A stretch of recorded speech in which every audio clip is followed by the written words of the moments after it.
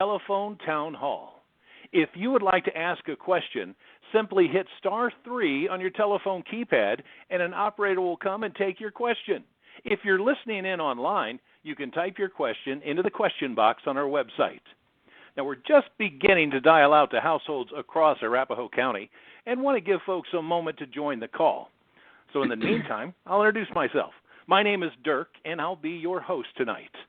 Now, in a really remarkable event, this is our 10th telephone town hall that Arapahoe County has hosted since the start of the COVID-19 pandemic. Now, our goal is to bring you critical information that can help keep you and your family safe, and also to answer your questions about the pandemic and resources that are available.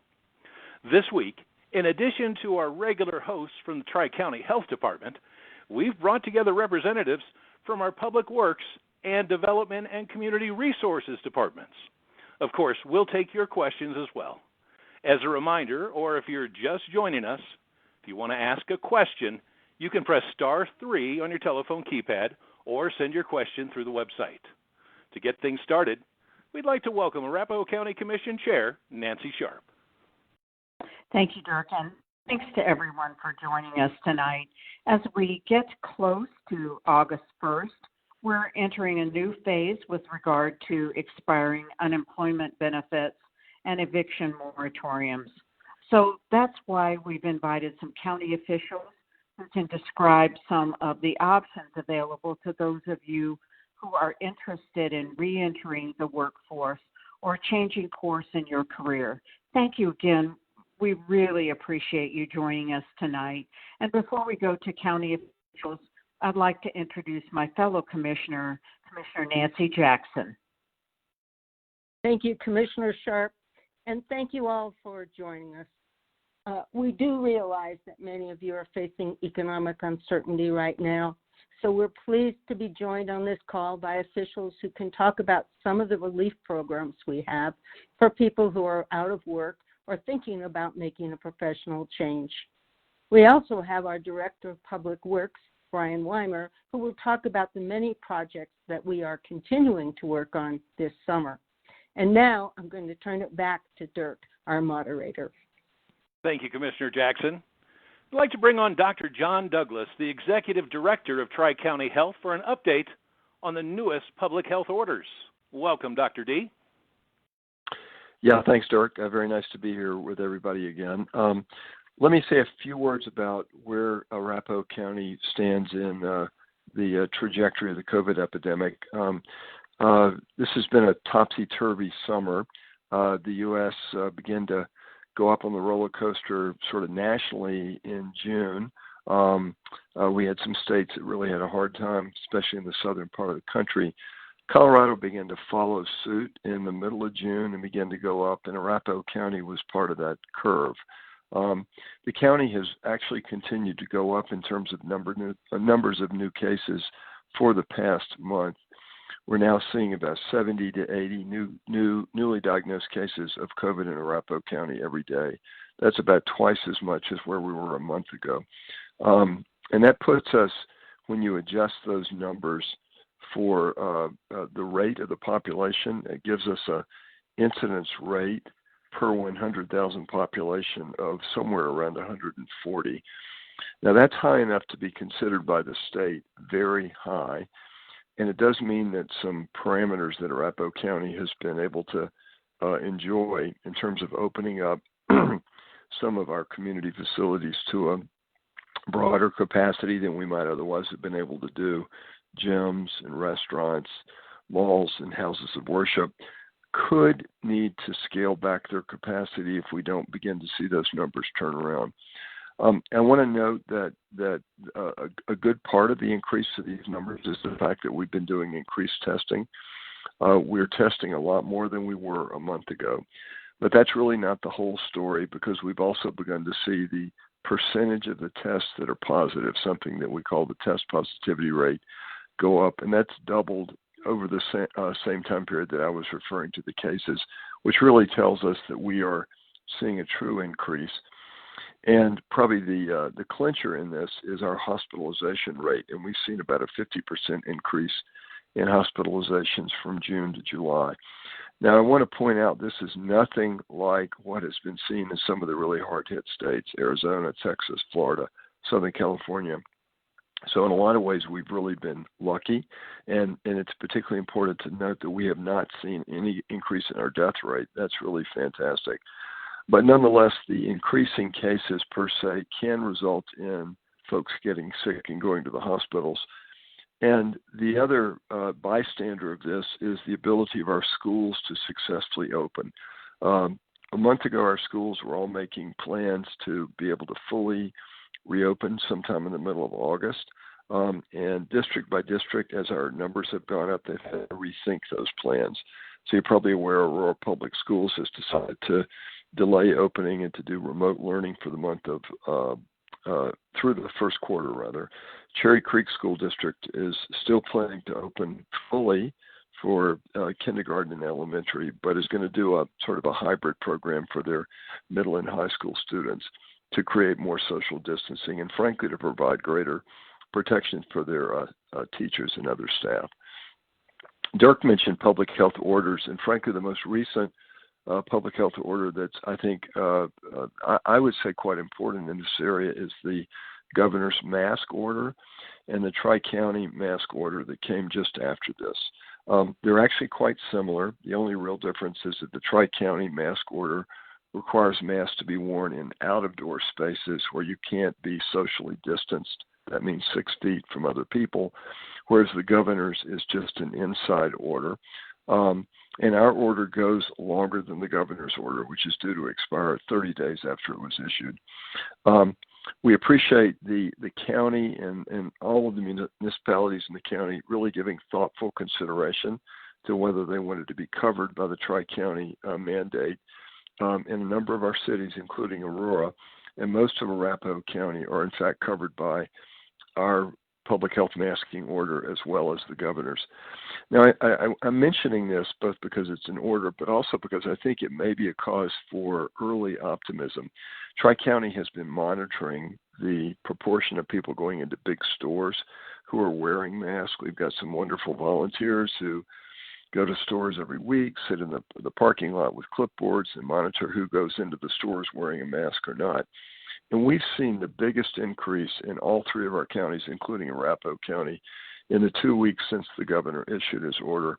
We're now up in each of our counties over 90%. In Arapahoe County, it's up to 93%. I don't think it's a coincidence, although I want to be careful about this to say that the fact that we've seen a decrease in numbers of cases in the last 5 days may be related to that. Now, there could be some artifacts that are going on with that, so I don't want to blow the horn too soon. But I am beginning to feel like this increase in mass use may actually be helping us out in a fairly fast order. The last thing I'd like to mention is the county did a fantastic job in June looking at ways that the county's businesses and community enterprises could open up more effectively. And I mentioned that our gyms and restaurants and houses of worship and malls were able to get capacity limits through variance processes that were greater than what the state was otherwise allowing. As we got higher, we began to get those variances threatened. The county did a great job pulling together what's been called a mitigation plan, and I'm holding my breath really to sort of see how we go with our recent case, because I'd like to see our economy and our community stay open as much as possible, but we obviously want to do that as carefully as possible. So thanks, Dirk. Back over to you. Thank you, Dr. Douglas. I always learn so much from your remarks, and thank you for putting them together for us. Now, if you're just joining us, a reminder that you can press *3 on your telephone keypad to speak with one of our operators and get your question in the queue for this evening.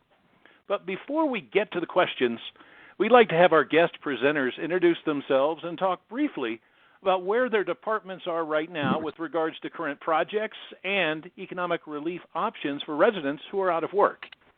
We're going to start with Brian Weimer, Director of the Arapahoe County Public Works and Development Department, and then we'll hear from Kelly Folks, Division Manager for Arapahoe Douglas Works. Mr. Weimer, you're first, sir. Thank you, Dirk. Good evening, everybody. My department is an external-facing department that provides services to our community. Since the pandemic began, my dedicated and committed staff have continued providing services. Tonight, I'm going to touch on a few of those services that we provide. I just want to give a reminder as well that our offices are open and staff is available for meeting via appointments. But many times we can solve any of your issues via online, virtually, or even by the old-fashioned telephone. So I'm going to start with the building division within our department, and they're responsible for review and permitting of new structures or renovations of existing structures. As of May, submittal of plans for review, issuance of permits, scheduling inspections, making payments can all be done online without having to make a trip to our Lima office. You can access these services through Citizen Access, which is on the county's website at www.arapahoegov.com, and go under Public Works and Development Department, and you'll find that link. This site also will be useful information to let you know what type of permits are required for improvements around your home. You can also call 720-874-6600 if you need to make an appointment or talk to somebody directly, one of our staff members.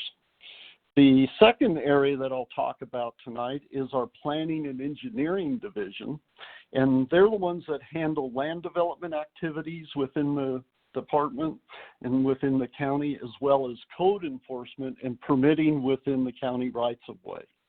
These services can also be found on the department website via Citizen Access, and you can call 720-874-6500 to talk to staff directly. One of the items in that area is our response to the public health orders regarding dine-in restaurants. The county has adopted a temporary outdoor seating variance process to relax enforcement of county zoning regulations in unincorporated Arapahoe County, allowing restaurants to establish outdoor seating areas and further provide social distancing. This process is currently going to be available through September 21st of 2020, and the application for those interested in applying for this can be found on the department website under zoning. Finally, two divisions that deal directly with transportation-related issues are our Transportation and Road and Bridge divisions. The Road and Bridge Division provides maintenance to the county's nearly $1 billion worth of infrastructure assets. If you notice a sign down, a pothole, or need other maintenance activities, you can complete a service request online on the department's website in the Road and Bridge section of our website, or you can dial 720-874-ROAD, R-O-A-D, which is 7623. The Transportation Division is responsible for traffic operations and building new capital infrastructure. Currently, they have roughly $20 million of projects under construction, which I'm sure you've seen throughout the county. $25 million will be going to bid this next month, so an additional construction will be happening this year. They also provide traffic engineering evaluations to improve safety and operations, as well as operate the county's traffic signals. If you have a traffic engineering need or a request, you can dial 720-874-6500, and that traffic operations program will help you with that. While we've seen a reduction in congestion and traffic through the pandemic, we are seeing volume starting to increase and travel time starting to approach pre-pandemic rates. The exception is during the morning and PM afternoon rush hours, which we're seeing about 40 to 60% reduction of what it was pre-pandemic. We know that the mobility and the need to move people, goods, and services will come back at some point in some fashion. And to that end, we are starting to update the county's transportation master plan.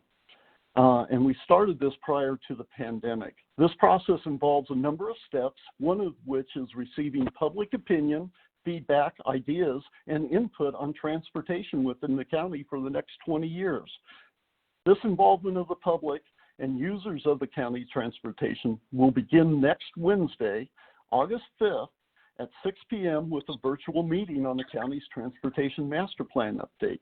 I encourage you all to learn about this important project and participate in that open house and that virtual meeting that we're going to have.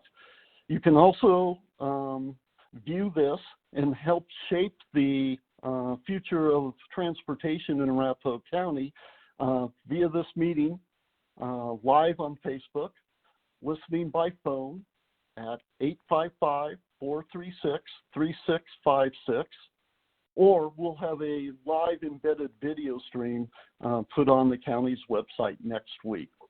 Thank you for your time tonight, and again, if you are in need of any of these services, please do not hesitate to contact one of us at the Public Works and Development Department. Be safe and healthy. Thank you. Thank you very much, Brian. Now let's go ahead and bring on Kelly Folks, the Division Manager for Arapahoe Douglas Works. Kelly, the floor is yours. Thank you. Good evening. We know that for many, these are uncertain and challenging times. We are constantly working to make it easier for all constituents to get the answers and support that they need as quickly as possible. Unemployment insurance is administered by the state of Colorado, not Arapahoe Douglas Works or Arapahoe or Douglas County government. If you do need to apply for unemployment benefits, please go to www.colorado.gov/CDLE. Once on that page, please click on the Unemployment tab. If you need to get a hold of unemployment, you can also call their customer service line 24 hours a day at 303-318-9000 or 1-800-388-5515 if you're located outside the Denver metro area. Arapahoe Douglas Works provides a variety of no-cost employment assistance services customized to meet each job seeker's individual needs, ages 14 and up. Job seekers can receive free services through registering with the Workforce Center through Connecting Colorado at connectingcolorado.com. Some of the available services for job seekers that we can provide are access to one-on-one assistance with job search assistance, interviewing, resume assistance, and labor market information, access to employment counseling, access to hiring events with businesses that are hiring, and access to job openings throughout the state, access to free career and personality assessments and certifications, access to free job readiness workshops in areas such as interviewing, resume prep, and salary negotiation. All of these services are available virtually or in person by appointment. We also allow access to our career services centers where you can get access to computers with internet access, fax and copy machines, courtesy phones, reference materials, job postings, and notice of the various hiring events we have going on. Additionally, customers who have recently been laid off at no fault of their own, those who need additional support finding and keeping employment beyond our career services, or just seeking employment and needing additional help, upskills in, need an upskill, or can't go back to the industry that they were working in because their job is gone based on COVID-19. We do have intensive job search support, one-on-one counseling, and opportunities for training to be paid for customers. The best way to access all of our services right now, again, is by calling us at 303-636-1160 or going to our website at www.adworks.org to get further information. We currently are providing all of our services both in person and also virtually. So please feel free to reach out again through either 303-636-1160 or www.adworks.org to get further information on how you can get further assistance through the Workforce Center. Thank you. Thank you, Kelly, for providing those numbers along with the website and the important material in your update. We're getting close to taking some calls from you. If you have a question that you would like to ask, simply press star 3 on your telephone keypad to get connected to an operator. Our first caller is Chris from Castle Rock, and it looks like it's a question for Arapahoe Douglas Works. So team, get ready for this. Chris, welcome to the call. Go ahead and ask your question, please. Hello, Chris. Yeah, I'm here now. Can you hear me okay? Yes, we hear you. What is your question? So I'm on unemployment, and I'm missing 2 weeks' worth of payment. Now that they've switched the phone system, you can't actually reach anybody by phone anymore. Basically, what it says is go on our website or you can schedule an appointment, and we're looking at months out for setting an appointment. How do I actually get answers from the unemployment office in regards to something like that? Chris, it's a great question. Let's see if we can get Stephanie Garcia to address it. Stephanie? Hi, Chris. Thank you for your question. Although we're not unemployment, we highly recommend that you check your MyUI account to see if you have any active issues. If you do have any active issues, I will give you some guidance on what you can do. A common active issue at the moment is work registration. If that happens to be the issue you're seeing, I highly recommend that you contact the Workforce Center because that is something that we can assist with. If it is another issue, unfortunately, you will have to contact the unemployment office and set up a callback time so that they can assist you with whatever is going on. Thank you very much, Stephanie. Next, we've got Robert from Aurora joining us, and it looks like it's a Tri-County Health question. So, Melissa Sanger, this one's for you. Robert, go ahead with your question, please. Yes. Hi. I'm in a community where we have 151 owners, and we have a swimming pool for the community. What are the rules and restrictions for the outdoor swimming pools due to COVID? That's a great question. So all pools have guidance that you can find on the state's website. You can look under personal recreation, and pools are allowed to operate at 50% capacity or 50 people. They have cleaning requirements. So if you're in a community like that, if it's not an attended pool, you'll have to have a system by which the shared facilities are cleaned hourly. We have seen some communities implement a volunteer system if it's not a staffed pool, but we'd be happy to chat through those requirements more in depth with you if you reach out to our Business Reopening Task Force, and they can be reached at COVID Business Recovery at tchd.org.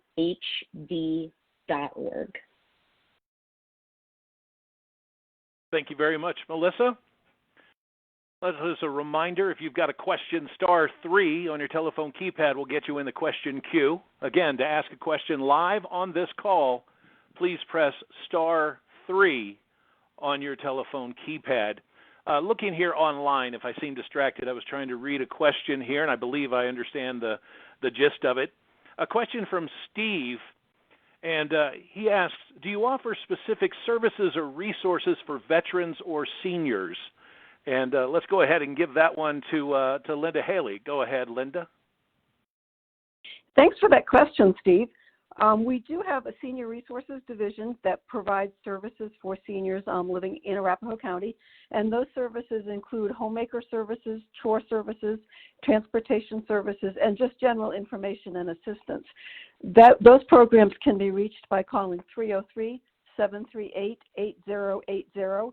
And then also in that division, we have our Veteran Service Office, which is staffed by federally accredited veteran service officers, and they work with veterans and their dependents to connect them with benefits, disability, pension, burial benefits, as well as providing referrals for educational and employment benefits. The Veteran Service Office can be reached by calling 303-738-8080, 8045.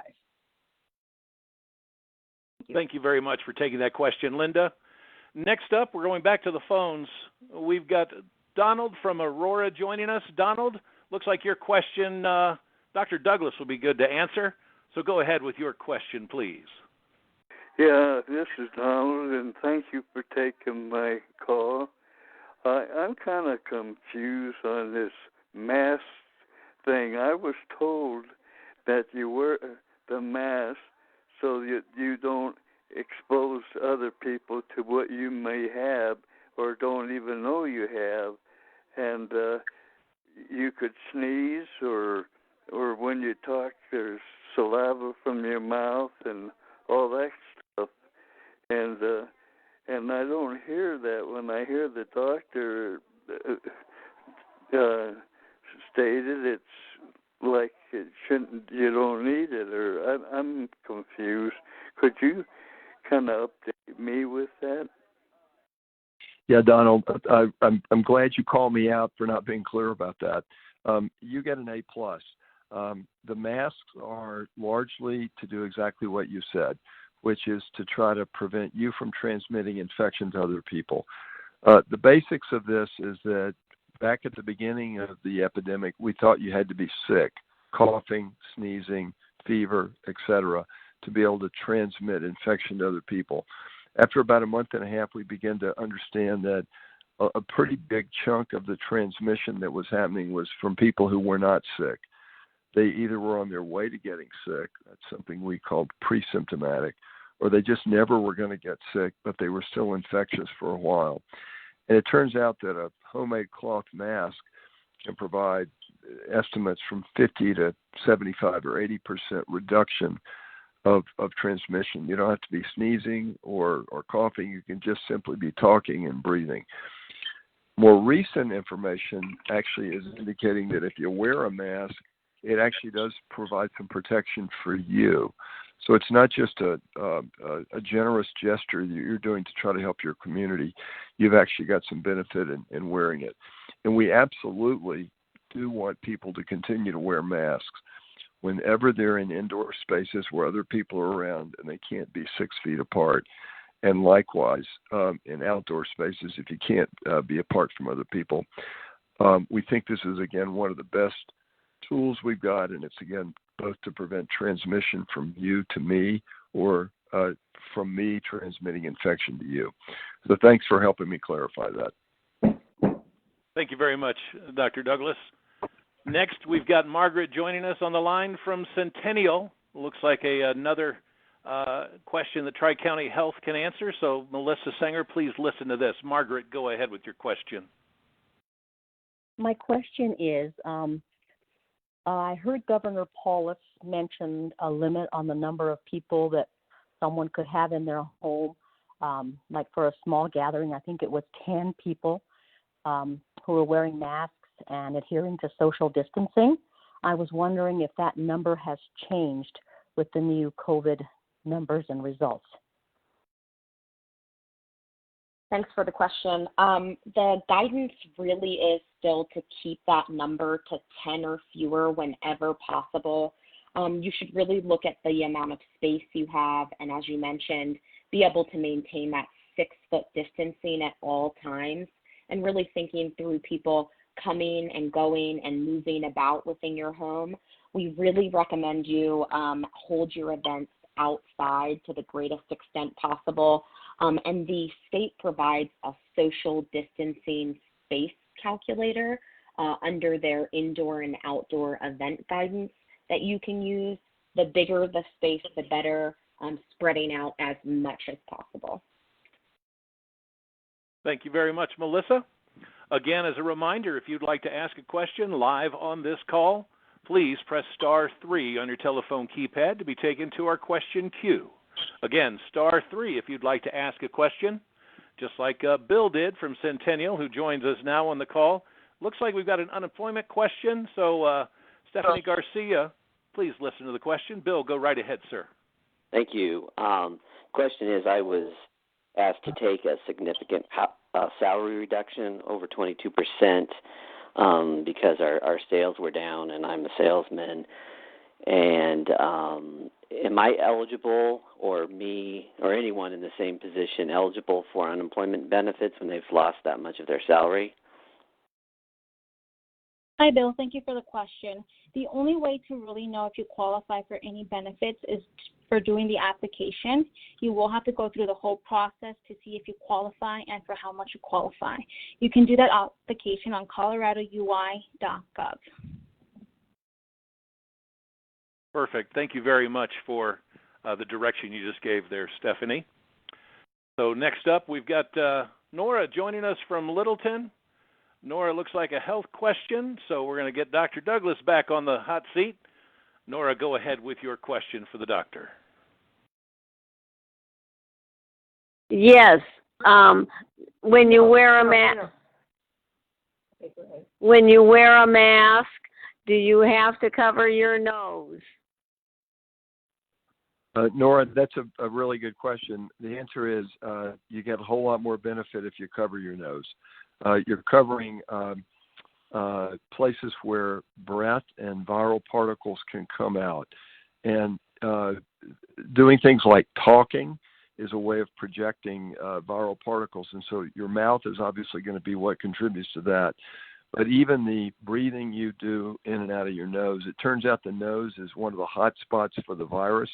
When you actually go in and get a test in one of the testing centers, they don't stick it in your mouth, the swab, they stick it in your nose. And that's the reason they go there, is they go where the virus is. So it's good to cover both. And again, it makes it a little harder to breathe, but you get a whole lot more value if you've got both nose and mouth covered. Thank you very much, Dr. Douglas. Next, we've got another online question. This one was submitted by Paula. And I've never been in this situation before, but I'm worried about providing food for my family. What resources do you have for that? Let's see. Cheryl Turns with Human Services. Can you help us here? Yes, thanks, Paula. What you need to do is go online to colorado.gov/PEAK, and apply online for food assistance. There will also be an array of other programs that you may be eligible for. The turnaround time for eligibility is very quick, so I recommend that you go online and complete the questions, and hopefully we'll be able to process your application and get food assistance to your family quickly. Thank you. Thank you, Cheryl, for that guidance. Next, we're going back to the phones. We've got Diane from Aurora joining us, and it looks like Susie Miller. You can listen to this question and give us an answer. Diane, please ask your question. Hello. We are on unemployment due to our vulnerable status, and we've got now to where we're registered with Arapahoe Douglas Works. It seems kind of counterproductive for us to be out applying and interviewing in the general public when the whole point of us being home is to protect us from getting COVID. I guess I'm wondering how we can get the number of jobs reduced or put down to zero, or what exactly we should do in this situation. Hi, Diane. Thank you for that great question. If you go to coloradoui.gov, there is a list of activities that you can do that will keep you eligible for your benefits, like taking workshops and things like that. We can also look at reducing your number of job contacts down to 2. You would have to call the Workforce Center in order to make that happen. But we are also seeing many employers that are interviewing virtually, and that they are also offering many opportunities to work from home. So that might be something you want to consider as well. But unfortunately, some of the rules of unemployment do require that you're willing and able to work. So those are a couple of the requirements. So hopefully some of those other activities might be beneficial to you. All right, just a quick reminder for everyone. We're about halfway through tonight's telephone town hall discussion with Tri-County Health. Now, we've had some great questions thus far, and I'm sure we've got a lot more great questions to come. And if you're not in line to ask a question, you can do so by pressing star 3 on your telephone keypad to speak with an operator. Again, if you would like to ask a question live on this call, all you need to do is press star 3 on your telephone keypad. So we're joined now from Sheba in Arapahoe County. Looks like a good question for Dr. Douglas to listen to. Sheba, welcome to the call. What is your question? My question is, when should you get tested? If you have symptoms or not, and what are the symptoms, and are there free testing places, and if so, where are they located? Sheba, I had a little trouble hearing your question. I think it was about the symptoms of COVID and where to get tested. Let me say that the primary symptoms are going to be respiratory symptoms, cough, runny nose, sore throat. But we're also seeing folks, and so you ought to be aware that simply having fever or having chills, I'm shaking, but I don't actually have a fever, body aches, or even bad diarrhea or bad nausea and vomiting. It turns out the COVID virus can cause lots of different symptoms. We do recommend testing if you've got any of those things. There's been a lot of interest in whether people who don't yet have symptoms should be tested. And ideally, we'd like to see testing available to as many as possible. But right now, we want to prioritize those people that are starting to feel sick. We've got a fair amount of information on our website about places to get free testing done. The Pepsi Center is not a convenient spot for everybody, but it is still doing really high volume free testing. There are a couple of other locations that we've got on our website listed around the community. And I mean, if you're sick now, please go to our website and take a look at those spots and figure out which is closest to you. If you're not sick now, be aware that the governor, but want to know what happens in 3 weeks if you do get sick, be aware that the governor is working with a number of communities to try to create more Pepsi Center-like testing sites. So we're hoping that we get some more sites coming soon. We'd like to have as much testing capacity as possible. Thank you very much, Dr. Douglas. Now we're going back online. A question from Marilyn, who wants to know what kind of retraining programs do you have for people whose previous industries are struggling or going away? So that seems like a great question for Arapahoe Douglas Works and Sasha Easton. Hi, good evening, Marilyn. Thank you so much for your call. So at Arapahoe Douglas Works, we have a variety of wonderful workforce development resources that could assist you with this particular situation. So if you come to our Workforce Center, we have programs called the Workforce Innovation and Opportunity Act. And in that program, it's driven by customer choice, but our counselors can discuss career pathway navigation, labor market information, and career counseling to help discuss industry demonstrating economic growth. Also, we have a variety of career services that are available to you, such as our workshops and one-on-one career counseling as well. So again, we definitely encourage you to contact our Workforce Center either via phone or stop by either Aurora or Centennial office to make an appointment to discuss further. But definitely, we would love to help you navigate the industries that are demonstrating economic growth and how we could leverage your transferable skills. Thank you for taking that question, Sasha. Next, we're going back to the phone. We've got Dan Johnson joining us from Centennial. It looks like a question for Mr. Weimer. Dan, go ahead with your question, please. Yes, my question is, I had a hot water heater that I had to have replaced several months ago, and I was told that the city of Centennial has suspended in-person inspections. Is there a way to request an in-person inspection if I can guarantee the inspector that there will be no one in the house while they're doing the inspection? Thank you, Dan, for those questions. And if you're in the city of Centennial, yes, you'll have to go through the city. My understanding is that they are now performing in-house inspections. Within Arapahoe County, we suspended in-house inspections, but back in May, we opened that back up, and all of our inspectors, as well as I'm aware of it within the city of Centennial wear proper PPE and are symptom-free when they come into your home to do inspections. So I think that service is now available. Perfect. Moving on, we're joined by Donna from Centennial, and it looks like a good question for Cheryl Turns with Human Services. Donna, welcome to the call. Go ahead with your question, please. I just wanted them to repeat the internet address for help with food stamps and any other programs that might be available. Yes, Donna. So it is colorado.gov/PEAK. So again, colorado.gov/PEAK. Thank you.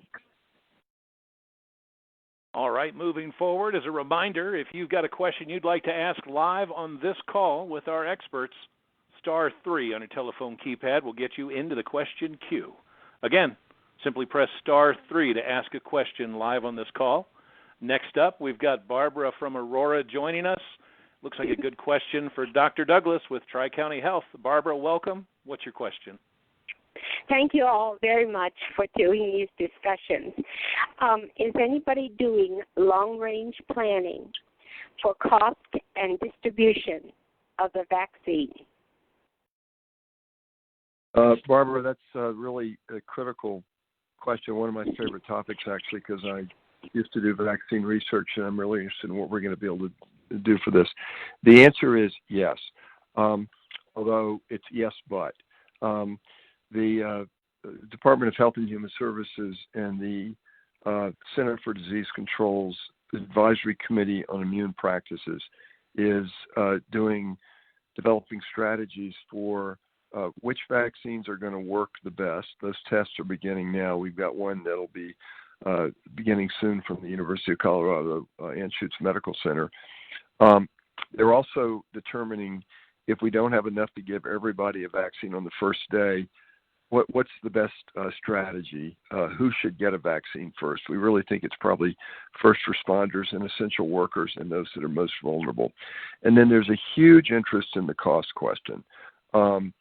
We believe that given the federal investment in a vaccine, the cost ought to be, in general, covered very broadly. I don't know if they're going to be free. I think if we're serious as a country about getting in control of the epidemic, we honestly ought to make them free, especially for those people who don't have health insurance.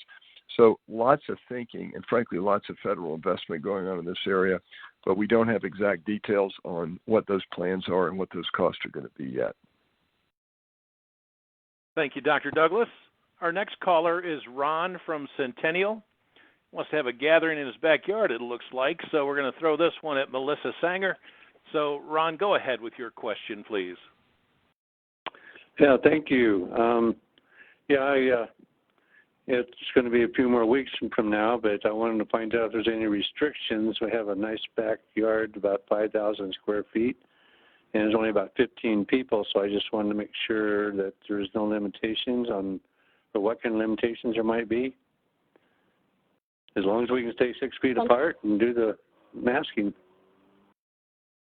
Thanks for the question, Ron, and it's a great one, and we're getting it a lot. So you can have gatherings in your backyard. The recommendation is really to keep it as small as possible. It does sound like you have a very large space, and we are looking for people to be able to spread out as much as possible, for you to spread activities out as much as possible, moving around as little as possible. Maybe ask folks to bring their own chair and food so that you're not moving and sharing objects.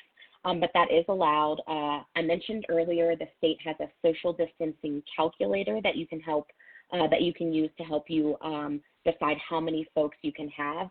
I do want to mention that this is an area of particular concern currently with our cases going up. Folks having backyard gatherings and they aren't adhering to social distancing, may not be wearing masks. And so we've seen cases come from these smaller gatherings. And so again, just keeping them as small as possible and really doing what you can to avoid shared surfaces and contact. Tri-County does have practical guidance for small gatherings, like taking games out and posting signs. And you can find that on our website at tchd.org. Thank you very much, Melissa. Next, we've got a question from online submitted by Steve. He asks, are there any local job boards or information sources you recommend? That looks like a good question for Arapahoe Douglas Works. And Jamie Fisher, can you answer, please? So Arapahoe Douglas Works, along with the other workforce regions throughout Colorado, we manage a website called connectingcolorado.com. That is where we tell employers to go ahead and post their jobs. On Connecting Colorado, we can also post events. So Arapahoe Douglas Works, along with some other metro areas, have virtual job fairs posted where you can go in and see what employers are hiring currently and how to apply for those positions. And then while we're on the topic of jobs, another great resource would be to visit adworks.org, like arapahoedouglasworks.org, where you can see what live events we have going on. We utilize Zoom for many of our events. We have a job fair scheduled over Zoom on August 4th and another one on September 1st. And our website, again, adworks.org, is where you would find that information. Perfect. Thank you very much, Jamie. So it looks like we've got another question here that's been submitted, and Adworks, this is a good one here. Deborah asks or states she is currently on UA and her hours got cut. She recently tested positive for COVID. Do you have to report UA every 2 weeks? She does not know how to answer the question, are you able to work? What should she do to still get benefits? Stephanie Garcia? Deborah, thank you for the question. If you are on pandemic unemployment assistance, COVID is covered under that, and you are still able to get assistance for that. If the questions do not allow you to state that you have COVID, we recommend that you contact the unemployment office directly or your local workforce center to get more information on how to handle that situation. Thank you. Thank you, Stephanie. Moving on to Brittany, a live caller out of Aurora. And it looks like a good question for Melissa. Brittany, go ahead with your question, please. Hello, Brittany. I remember that guy. Yeah. Brittany, you're live on the call. What is your question? Seem to have a little confusion here with Brittany. Melissa, she was looking for an answer to the location of where the calculator you've mentioned is located. Yes, great question, and sorry I didn't mention that sooner. The website for the Colorado Department of Public Health and Environment is covid19.colorado.gov, and when you get to that main page, you'll see you can click on Safer at Home, and there's guidance for everyone, guidance for businesses. You'll find this space calculator referenced throughout, and it'll take you to a page where you can put in your square footage, how much furniture you'll have, and then it'll tell you a number that's safe for folks to spread out 6 feet, but also to move about without crossing paths within 6 feet. Perfect. Thank you very much, Melissa. And again, as a reminder, if you've got a question you would like to ask, now is the time to press *3 on your telephone keypad to be placed in queue to ask a question live on this call. So again, *3 if you'd like to ask a question. Next, we're joined on the phone by Bob from Centennial. Looks like a good question for Dr. Douglas with Tri-County Health. Bob, go ahead and ask your question, please. Hello, Bob. Hello? Yes, Bob, you are live. What is your question, sir? It's actually Brad, but good evening. I've been wearing a mask and visor since early March, and when I'm driving around, I see restaurants that are outside that appear to not have social distancing. What does Tri-County Health do to monitor these restaurants that are opening up with that possibility? Bob, thanks for the question. Dr. Douglas here. That's really an important one. The quick answer is that we rely on hearing from folks who see situations like that and alert us. We really, honestly, at this point, have a primarily complaint-driven process. When we get a complaint like that, we contact the facility, restaurant, whatever it might be, discussing with them what they're doing. If the complaints continue, there have been circumstances where we actually have gone to the length of giving them a legal warning, and then in some rare cases, even requiring the restaurants to shut down. We would love to have staff that would go to, every place in the community on a regular basis. This is what we have periodically been able to do for foodborne infections, to try to make sure that food you get in restaurants are safe. But we just aren't staffed to do that now. So observations like yours and alerting us end up being incredibly valuable. Thank you for digging into that one, Doctor. Matter of fact, if you'll stay with me here, this online question can come to you as well.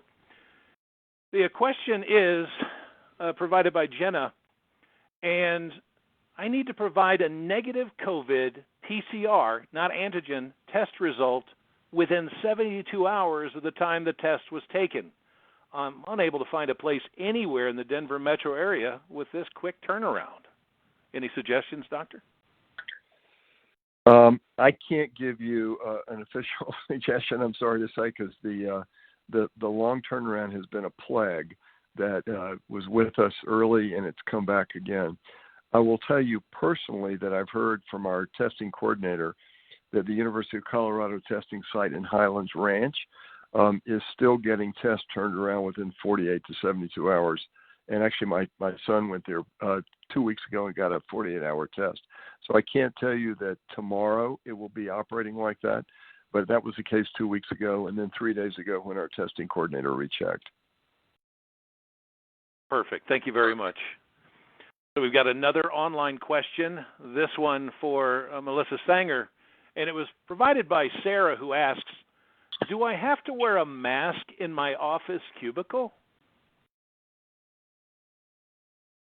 This is another great question and something that we're hearing a lot from folks in the community. The state did release a masking mandate for all indoor public places, which includes your place of employment. And what the state has said is that this requirement requires anyone in a shared room to wear a mask. And so if you're in your cubicle within one room shared with someone else, the state has said that we have seen outbreaks in these spaces. Tri-County is following up with the state to make sure that we're consistent in our messaging and using information-based decision-making as we make these decisions. And so please keep reaching out and monitor for changes. But that is the requirement currently, that you wear that mask in those shared spaces with people outside of your household. Thank you very much, Melissa. Next, we're joined by Jane and Aurora, and it looks like a good question for Dr. Douglas.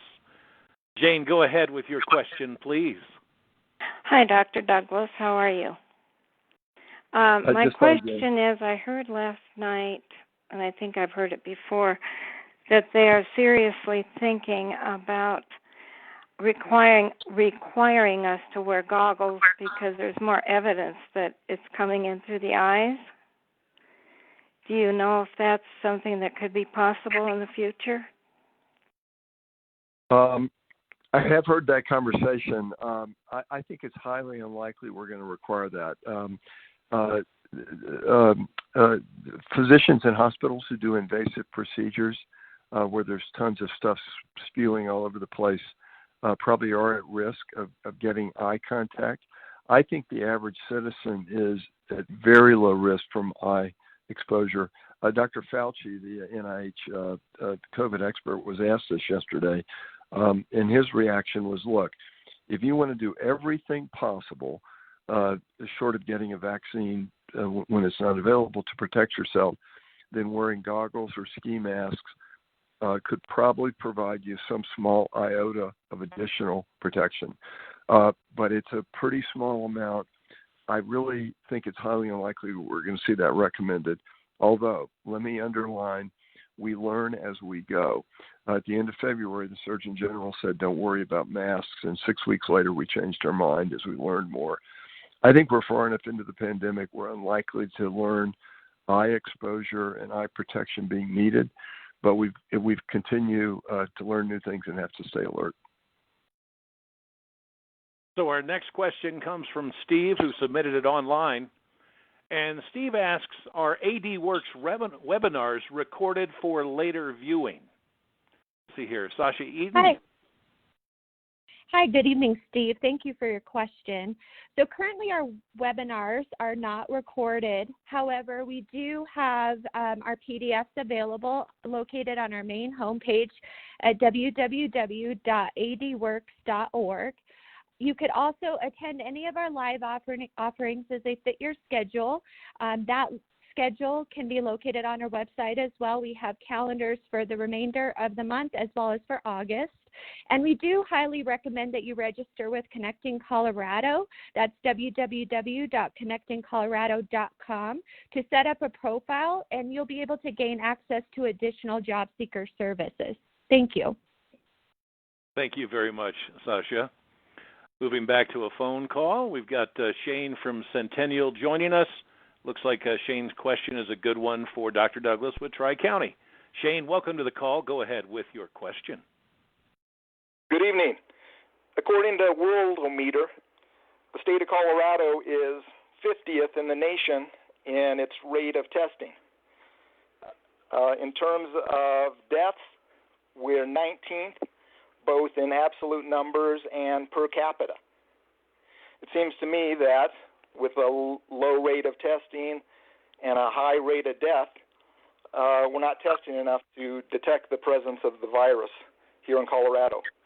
I know you can't really speak for the entire state, but can you speculate why the state of Colorado is doing so poorly in terms of testing relative to other states?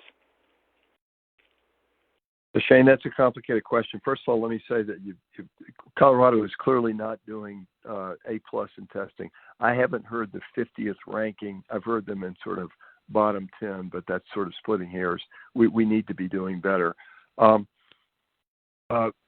a lot going on now to try to make things better. I think we as a state ran into the same supply chain problems that other states did. And honestly, I don't think we got it organized statewide effectively enough to get us in a top tier to get us enough testing. I'll tell you that both from talking directly with the head of the state health department, this is one of the governor's highest priorities right now. I mean, 2 weeks ago, he was all about masks, and he's still interested in that. But he is super focused on trying to get better testing capacity here. We need more. I'm trusting that he's going to make that happen. I wish we weren't this far behind.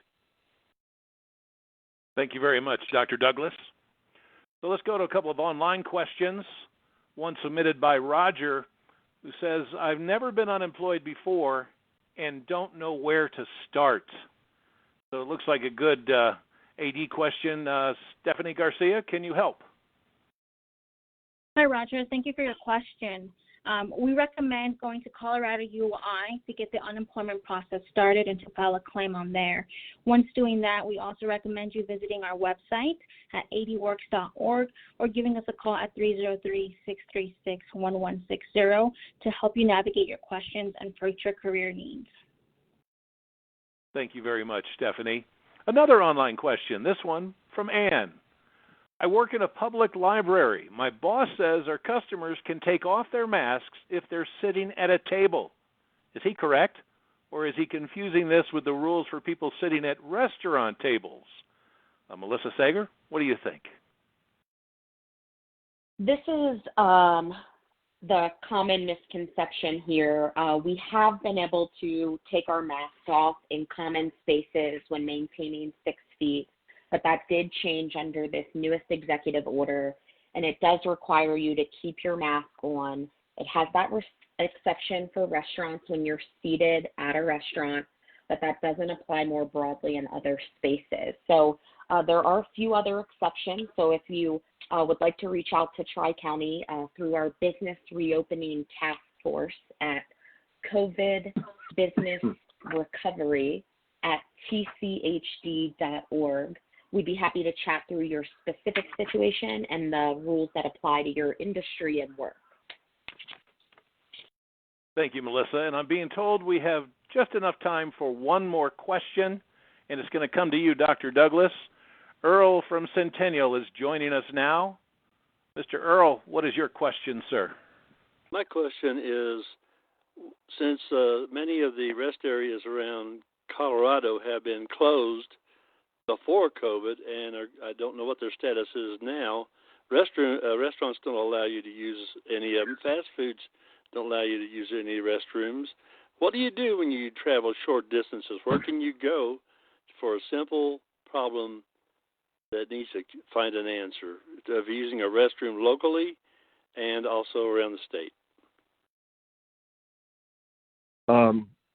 Well, Earl, that's a critically important question about a basic need. I'll begin by saying I'm not an expert on finding restrooms. I would say that we've got to probably plan ahead and realize that these things are going to be in shorter supply. Personally, sometimes I will go in a place and buy the cheapest thing I can, a pack of gum or something, to sort of give me the license to use the restroom. I don't know that I have a lot more to tell you other than just to recognize that it's an issue, as you've done, and to try to plan ahead as best you can and maybe be prepared to spend a little bit to let a convenience store let you use the facilities. Thank you very much, Dr. Douglas. And as mentioned, we do need to wrap up this call, and we have enjoyed this time with everyone tonight, and we hope that you found it useful. Before we leave, we'd like to bring our county commissioners on the line to wrap things up for us. First, Commissioner Kathleen Conti. Thank you to our guests for attending tonight, and thank you for handing it over. I hope you guys have enjoyed the heavy hitters that we've had on here tonight to answer your questions. They are the experts that we also turn to as county commissioners to get the latest updates and clarification. So I hope it's been helpful for you. And thank you for all of you who tuned in and asked so many important questions. As we continue to reopen our economy in the safest and most productive way possible, we encourage you to take advantage of the many programs that are offered by Adworks and by other county departments. And with that, I'll turn it over to Commissioner Baker. Thank you, Commissioner Conti. We want to say thank you, especially to everyone who participated tonight, our experts, and those who called in. We know that many of you are facing a lot of uncertainty about your paychecks and your professional lives. So please continue to let us know what's on your mind. And we'll keep doing our best to make sure we're making all this information as clear as possible. And now I'd like to introduce Commissioner Bill Holman. Thank you, Commissioner Baker and everybody else. We learned a great deal of important information tonight, but there will be more to come. So keep visiting our website to learn about future updates. And thanks to all of you again. Good evening. Well, thank you, commissioners, and thank everyone for joining us. We hope that you'll be well, and as a reminder, we'll post a copy of this recording to our website in the next 24 hours. Have a wonderful evening.